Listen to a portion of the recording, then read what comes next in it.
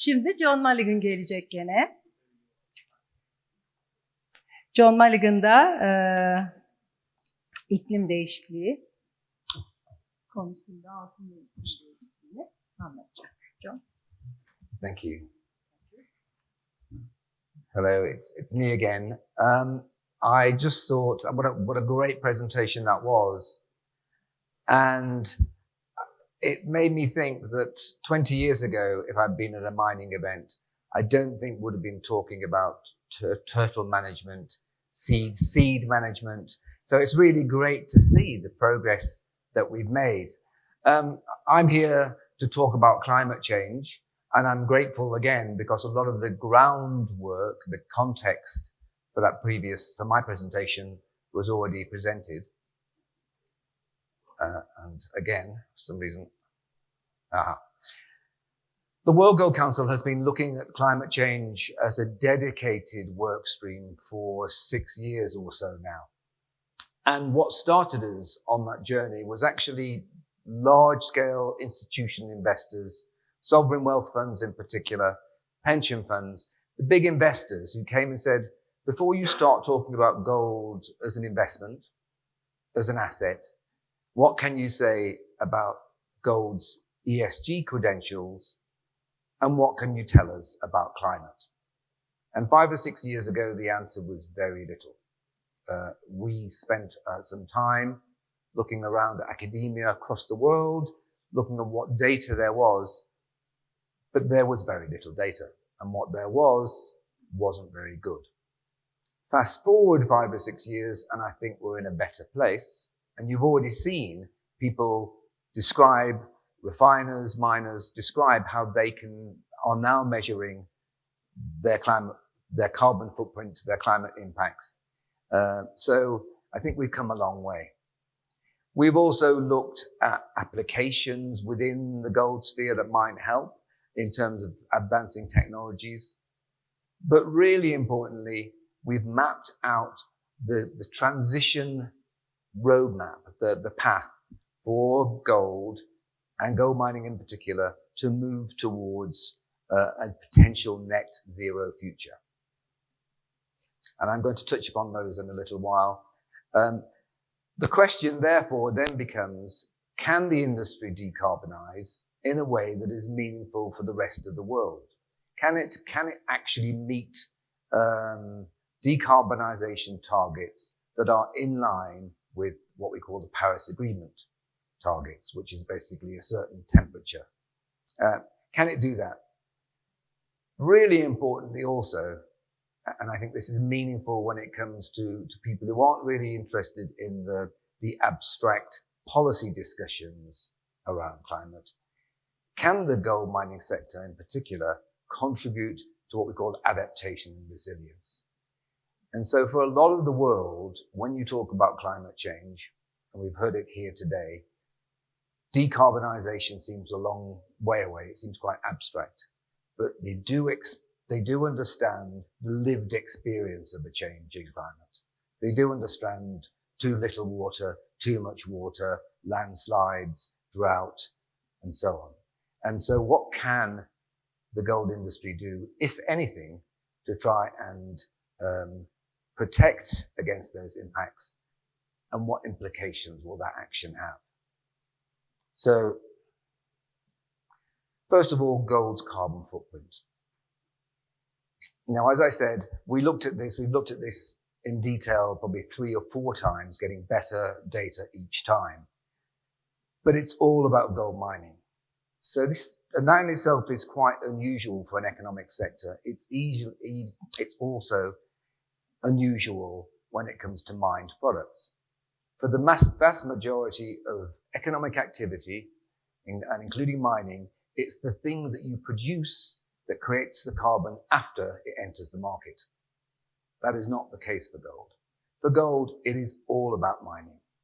So that is both a responsibility, but also an opportunity.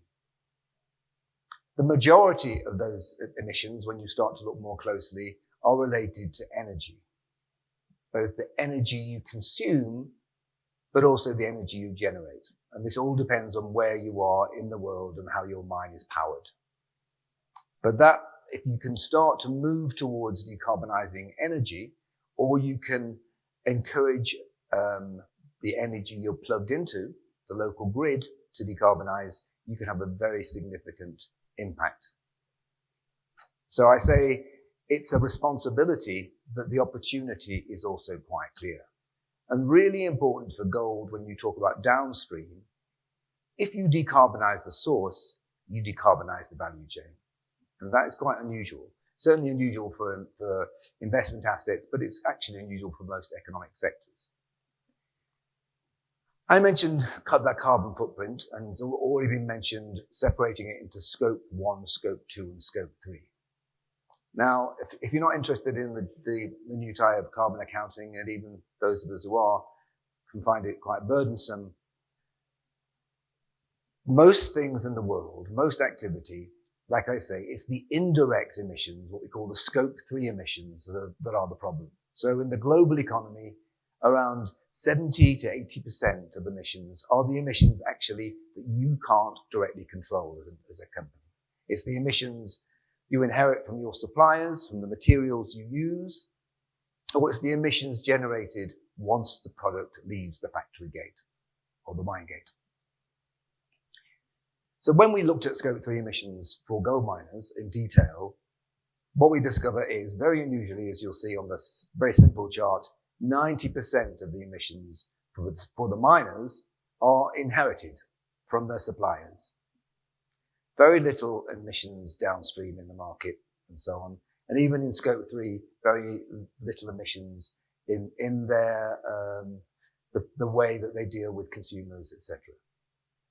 So it means that you've really got a real concentrated opportunity. You're looking at the goods you buy, the services you buy, and to some extent, some of the capital projects you may be involved in.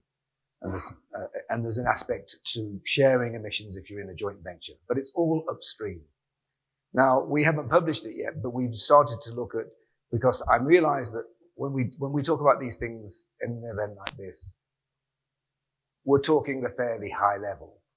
But as I started the presentation showing you the publications, there's a lot of detail in them, a lot of hopefully technical, useful information. And one of the things that we're happy to engage with is this issue of scope 3 emissions. So if any of you are looking at defining your own scope 3 emissions, we are producing guidance and we're happy to engage on that basis. But you don't just measure your carbon footprint for its own sake. You may be obliged to, your regulators may insist you do, your investors may insist you do, but you do it with the aim of then having an impact, decarbonizing, reducing the emissions. So what we have done is we've looked at a lot of gold mines, a lot of gold mining companies, and what's available to them in terms of decarbonization, what components, what actions are needed for them to embark on what we call a transition path. And we've actually also looked at the kind of cost curves for those. Is the opportunity accessible in terms of being cost effective over time? Fortunately, the answer is largely yes. And most gold miners hate me when I say this is simple. It's not. But what you're finding is the low-hanging fruit, as I say, is this focus on energy and electricity. There's also things that many of you are also aware of, and we've heard some of today, re-engineering processes, building in, redesigning practices for efficiency, etc. Putting all that together, the question then becomes, okay, what are the consequences of those actions? So when we do this research, we don't do it alone, thank goodness. We employ third-party experts to do it with us. And one of the things we did here is we looked at 150 different mines.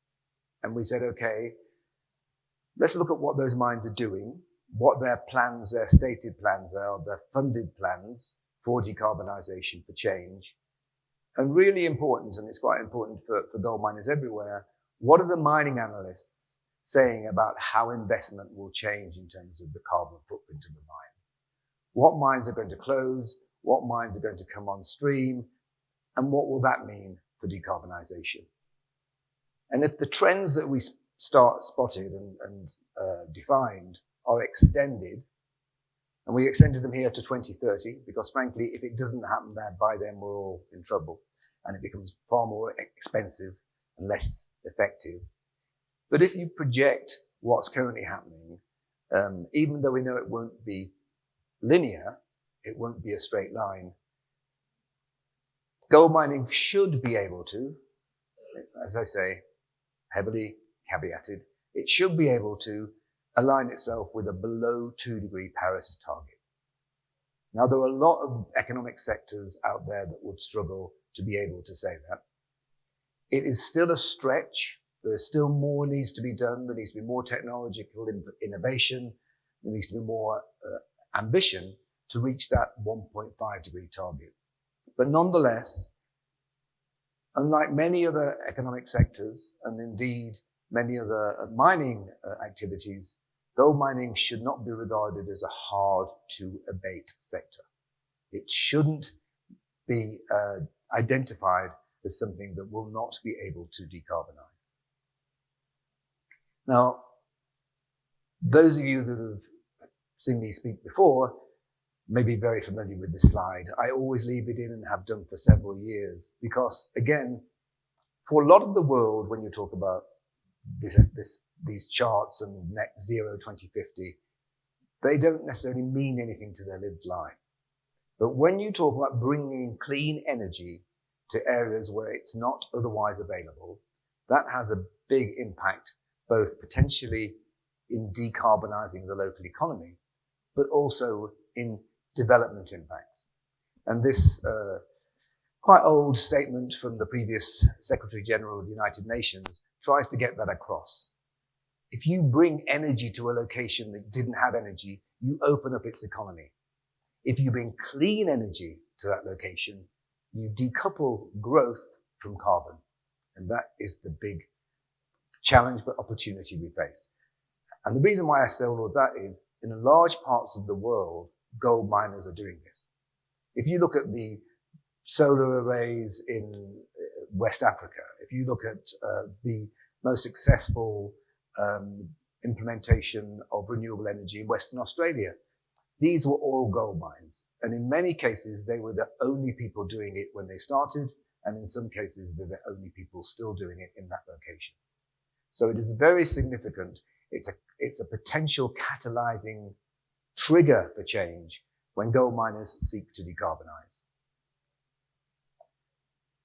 Now, I mentioned that's on the transition side. That's on the decarbonization side. And like I say, it's all quite high level, but there's a lot of numbers for those of you who want to see them, happy to share. When it comes to a large part of the world, however, it's the physical risks that are meaningful. That's how they experience climate. That's where some of the extreme events we've been talking about are risks both to the industry, to the mine itself, but also to the local people and the local economy and ecology. So we've done some work on that. We've again looked at a range of mines and a range of locations. We've mapped out what we call the physical impact drivers. It's a technical term. It basically just means what are these big risks and impacts that will be imposed on areas. They're different in different regions, but there's no mining jurisdiction on the world that is immune from physical risks. And once you understand those vulnerabilities, then you can look at them in more detail. So what we then did is look at the mines themselves, the structures of the mines. You've heard already some of the challenges around heat leach management, tailings management. And we mapped those risks and impacts onto the mine operations themselves. Both, and this is important, both acute and chronic impacts. Because you often look at the short-term impact, but actually the short-term impact is far worse because of the long-term implications of a changing climate. Once we'd mapped all those risks and impacts onto the mine, we were then able to say, I know you can't read the small print. I recommend you look at the report, or please, I'm happy to step through. But we're looking at all of those risks and impacts. We can say, where are they most extreme? where do they need to be managed. After doing that, we actually looked at all of the current standards. So we looked at the various ISO standards on risk management, environmental impact, etc. And we also suggested a synthesized common methodology. But even if you choose to implement a specific standard, even if you choose to, you have your own processes in place, you need to be addressing these issues. And this part here is significant because this is what we think for large parts of the world, at least, is probably underestimated in terms of its consequences. And that is the relationship between physical impacts at the mine site, resilience strategies at the mine site, and those that affect local, neighboring, or host communities. And it's a two-way dialogue. So the recommendations we made, we looked at good practice, and then we made some recommendations for enhancing it further. And I won't read all the text. You know, you're welcome to do so at your leisure. We'll share these presentations. But one of the big learnings was this exchange of information, a dialogue with local communities. And in some locations, indigenous knowledge and local knowledge is a benefit to the mine. Often with mines, you build these models, you get in the external consultants, they tell you what the model says, whereas you may have people who've lived in the area for hundreds, if not thousands of years, who may actually be able to tell you how they've adapted over time to specific events. So sharing your knowledge and changing your behaviors, potentially also building resilience by sharing technology and data with them, I think has benefits. Somebody said earlier that these extra steps shouldn't be your enemy, they should be your friend. And one of the really important things for gold miners is if you help build not only mine site resilience against climate, but community resilience, you also cement your social license to operate. You become you have a collaborative relationship in terms of building a response to climate. I won't dwell upon this, but if you were a gold holder of bullion, if you were in a bank or a central bank or any institutional investor, in fact, any investor at all, you're obliged now to start measuring your climate and carbon impacts, the impacts of holding an asset in your portfolio. And we've done quite a bit of work on that too. So I won't dwell upon it here, but if there's anybody in the room who's interested in the modeling of the carbon profile of gold in a portfolio, please get in touch because we've done plenty of work on that. And I'll keep it quick because I know we're running late. So thank you.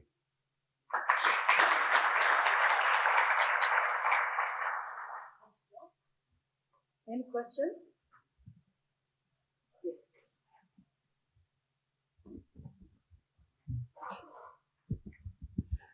John, thank you very much for comprehensive presentation. It's a lot of interest.